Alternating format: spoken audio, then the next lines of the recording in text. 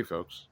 In the introduction to my last video, I somehow edited out my comment that the ABC Dragonfly radial was a colossal failure and a disaster for the Royal Air Force, who had recently changed their name from the Royal Flying Corps.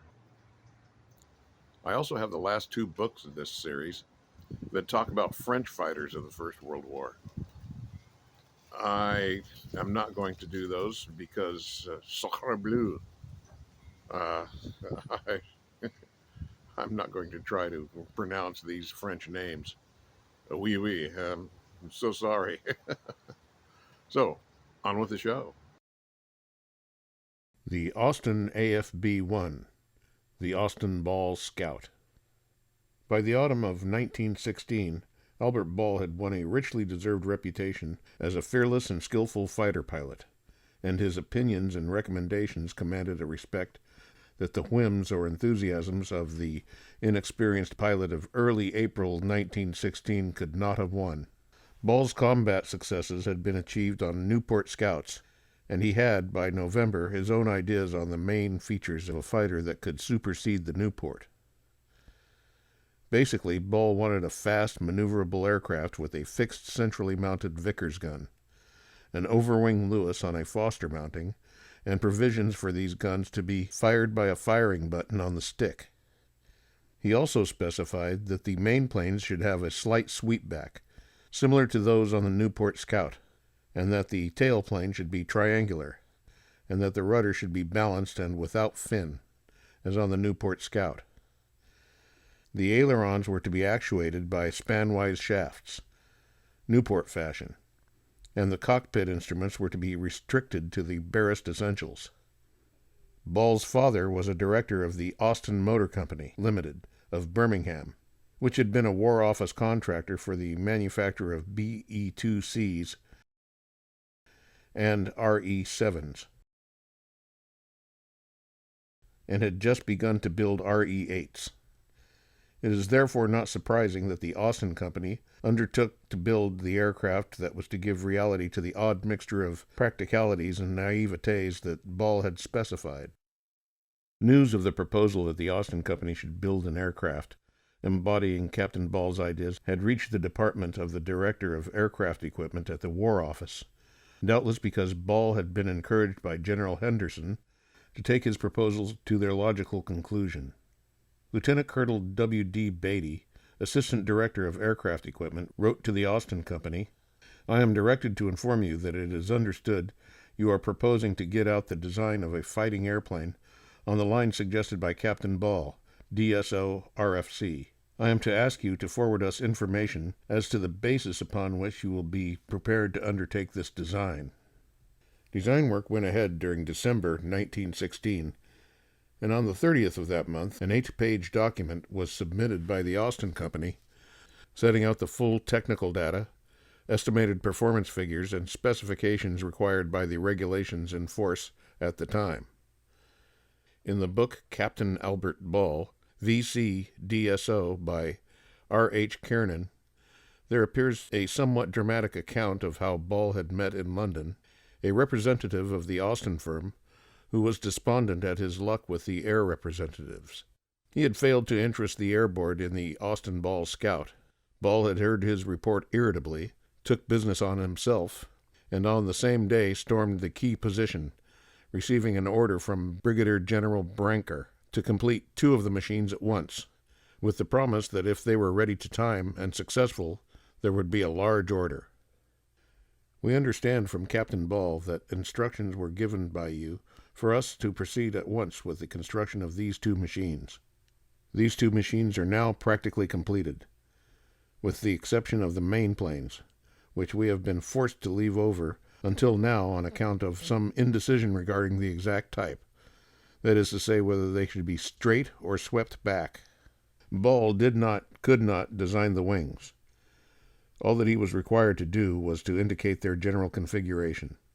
It seems remarkable that at that late date, 2.5 months after the completion of the full specification of the aircraft, there should have been doubt as to whether or not the wings should have a sweep back that Ball had originally specified.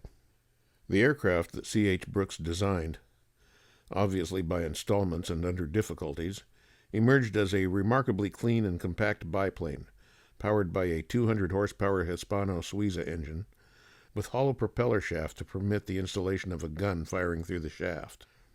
It was an equal-span single-bay aircraft with ailerons on upper and lower wings. These control surfaces were, in accordance with Ball's witches, actuated by span-wise shafts, lying wholly within the wing surface, and had no vertical interconnecting cables. The fuselage was deep, enabling the pilot to be placed with eyes almost level with the upper wing. It was originally intended that the central gun within the fuselage that was to fire through the propeller shaft should be a Vickers, but official reports state the Austin AFB-1 was delivered with a Lewis gun mounted in this position and a second Lewis on the overwing mounting. The angle at which the latter gun was mounted indicated that it was intended for upward firing only. Possibly, it was found that the belt-fed Vickers gun would require more room than was available within the cockpit. In its basic construction, the Austin AFB-1 was conventional, having a wooden airframe, wire-braced and fabric-covered. Workmanship and finish were excellent, and great attention had been paid to detail design. Metal fittings were simplified as much as possible. They could be removed without dismantling any of the structure. The engine was cowled in an unusual manner. There were two side-mounted radiator blocks. A bypass in the cooling system enabled one radiator to be cut off in the event of damage. Because construction of the aircraft proceeded in advance of the availability of drawings, official calculations of the strength of its structure could not be completed until the second half of April 1917. But by that time, Captain Albert Ball was dead, killed in combat on the 7th of May. The AFB-1 left the Austin Works for Martlesham Heath, where it was to undergo its official trials on the 1st of June, 1917. By 25th of August, it had logged 23¼ hours flying time. The last recorded act concerning the Austin AFB-1 occurred about 3 weeks later. It was reported on 14th November 1917 that there were still 4 spare planes at Martlesham Heath, and disposal instructions were sought. Had Ball lived, the history of the AFB-1 might have been different, but it seems unlikely that production of the SE-5A would have been halted or reduced in order to have the AFB-1 built in quantity.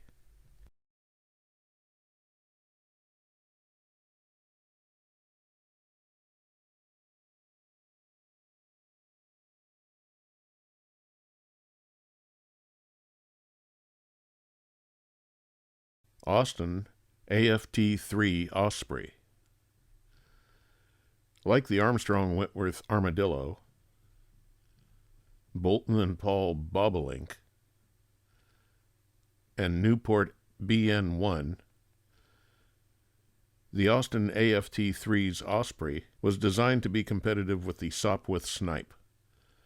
Like the Armadillo, the Osprey was a private venture.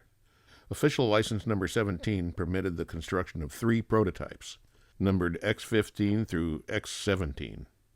On 1st January 1918, Colonel Trenchard held a conference of designers of fighting aircraft at which Austin Motor Company was represented by C.H. Brooks. Trenchard gave the designers a synthesis of the views of operational fighter pilots on the qualities they looked for in their aircraft. It seemed to Brooks that the need for high performance, maneuverability, and good fighting view would be best provided by a compact triplane with a powerful rotary engine. The AFT-3 Osprey was therefore a small, stumpy triplane, the corpulence of its fuselage being dictated by the diameter of the 230 horsepower Bentley BR2 engine. The tall undercarriage necessitated by the large diameter air screw gave the AFT-3 a considerable ground angle.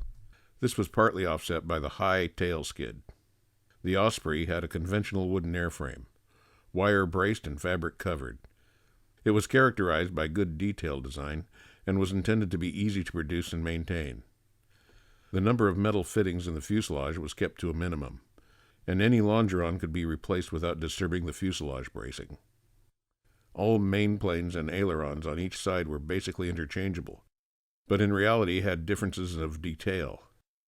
The middle and bottom wings had a small part of the root trailing portion cut away to improve the pilot's view, and a triangular aileron pulley inspection window was let into the underside of each top wing. The underside was sprung in an unusual manner. There was a single shock absorber at the center of the spreader bars, connected by cables to the ends of the axle. Several details were reminiscent of the SE-5A, for which the Austin Company were contractors. In conformity with the requirements of the Airboard Specification Type A1A, the Osprey's armament consisted of 2 synchronized Vickers guns and a movable Lewis gun. The latter could have found only limited use on the Osprey, for it was mounted on the rear section of the spar of the center section framework of the middle wing, and its field of fire was considerably restricted. The performance of the Austin triplane was good, but still somewhat inferior to that of the Sopwith Snipe.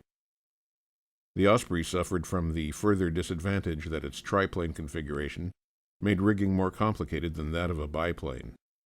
It did not go into production, and the second and third prototypes, although reported to be in an advanced stage of construction, were abandoned in March 1918.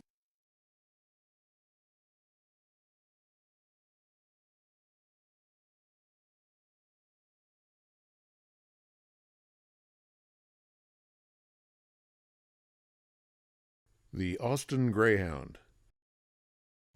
The ABC Dragonfly engine seemed to be so promising that it was a natural source as a power unit for a replacement for the redoubtable Bristol fighter. 4 manufacturers submitted designs for consideration in the RAF Type 3 category. Contracts were given to Austin, Bristol, and Westland. A recommendation was made that the Whitehead Company should be granted a license for the construction of 2 prototypes. The Whitehead design came to nothing. The others emerged as the Greyhound, Badger, and Weasel, respectively. The Austin Greyhound was a handsome 2-bay biplane designed by J. Kenworthy, who had been a member of the design staff for the Royal Aircraft Factory. Traces of some factory influence could be seen in the Greyhound. The outline of the fin and rudder generally resembled that originally designed for the SE-5 and the Maori-powered RE-8. For its time, the Greyhound was well equipped. The pilot had twin fixed Vickers guns, and the observer had a Lewis gun on a scarf ring mounting. 1,700 rounds of ammunition were carried.